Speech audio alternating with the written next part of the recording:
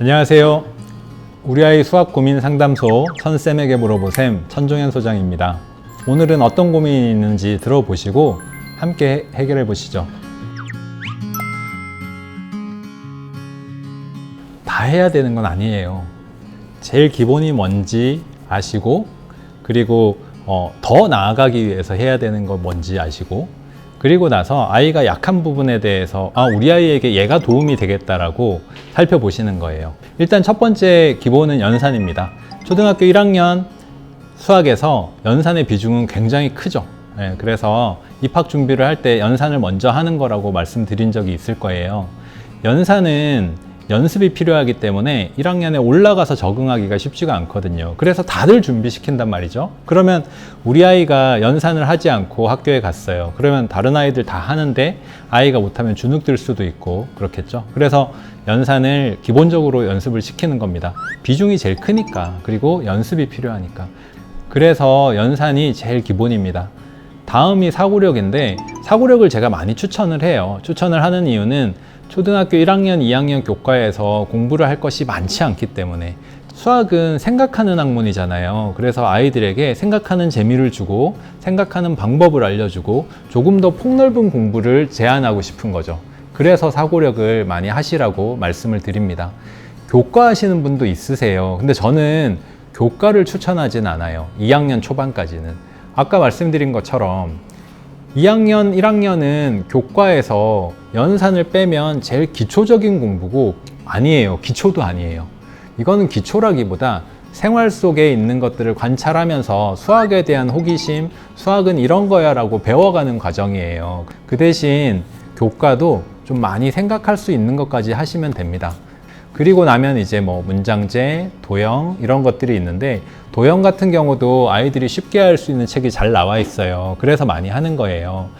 문장제 같은 경우는 한글을 잘 읽는다고 해서 문장제를 잘하는 건 아니죠. 그래서 문장제 문제를 통해서 문장으로 나올 수 있는 다양한 문제를 아이가 경험할 수 있게 해주는 거죠.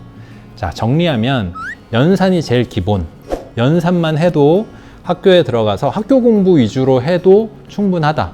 그 이외의 나머지 것들은 아이의 성향에 따라서 선택하시고, 그 다음에 다른 것들을 하면서 시간이 남는다라고 하면 이런 것도 더 해볼까? 이렇게 계획을 세우시면 됩니다.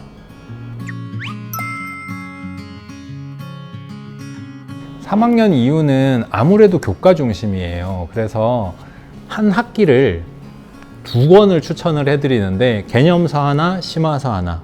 제일 어려운 문제를 심화로 가지고 가는 아이도 있고, 또는 유형서, 응용 이런 것들을 심화로 가지고 가는 아이도 있고, 다만 그렇게 공부를 차곡차곡 해나가면서 학년이 올라가면서는 제일 심화까지도 할 수 있는 아이로 키우는 걸 목표로 하는 거죠.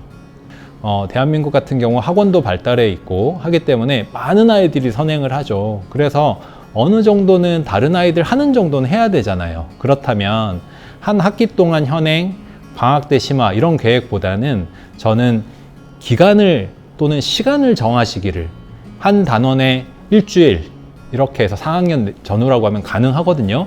그렇게 해서 6주 정도를 목표로, 또는 8주 정도를 목표로 이렇게 계획을 세우시면 여유가 생깁니다. 복습을 할 시간도 생기고 선행도 자연스럽게 될 수 있어요. 이렇게 계획을 세우시면 나중에 초등 고학년이 되어서 선행에 대한 고민도 자연스럽게 사라지거든요. 그래서 5학년이나 6학년 정도 됐을 때 1년 또는 1년 반 이렇게 선행이 될 수 있도록 3학년, 4학년 때 우리 아이가 한 학기를 하는데 기간을 얼마나 둘 것인가를 결정하시면 되겠습니다. 오늘 내용은 어떠셨나요? 저의 경험과 생각들, 그동안 연구해온 것들이 아이들에게 도움이 많이 되었으면 좋겠습니다. 물론 어머님들께도요.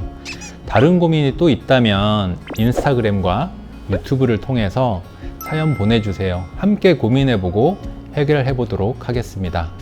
천쌤에게 물어보셈 다음에 또 뵙도록 하겠습니다.